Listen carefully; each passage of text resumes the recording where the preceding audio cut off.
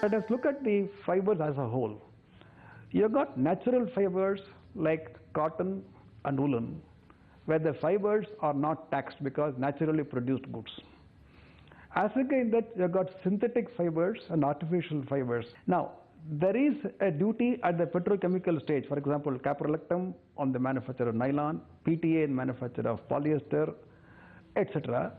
Therefore, that duty is not being available as a credit as of now when the fibers or the yarn or the fabrics are exempt totally. So therefore, it became a cost. Whereas under the GST, that will be available as a credit, and therefore the input costs will come down, and therefore the cash flow position for all these companies will become easier, and ultimately when the finished product is being sold, it will actually should reduce the price because the cost of inputs are going to be less. Correct. The only cost will be increasing will be the GST rate that is being charged now or proposed to be charged now. That alone will be the cost and not anything else.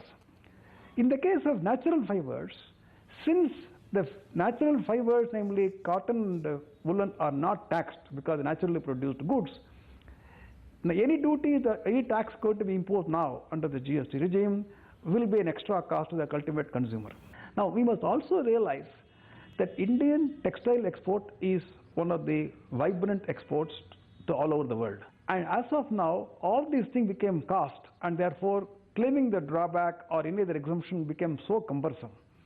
With the introduction of GST, the export market will open up, product will become cheaper, it will be internationally competitive, and therefore India can actually increase its share of the export market as far as the textiles are concerned. So, Mr. Lakshmi Kumaran, you've mostly enumerated positives for the textile sector. The fact that what was so far a cost can be set off as an input credit, the fact that, it will give a big boost to textile exports. But what about the negative of the fact that now GST will be imposed, whereas earlier the textile industry was enjoying excise benefits? How do you square the two off and therefore give us a sense of what the net impact will be? When people were not paying taxes because it is exempt, to bring them on the tax net is always a challenge.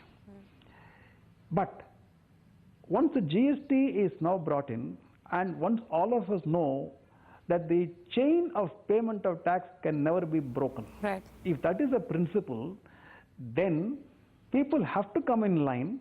There will be some hardship for taking registration and paying taxes, etc. But this industry can actually go bigger because they can now go in for major capital investments.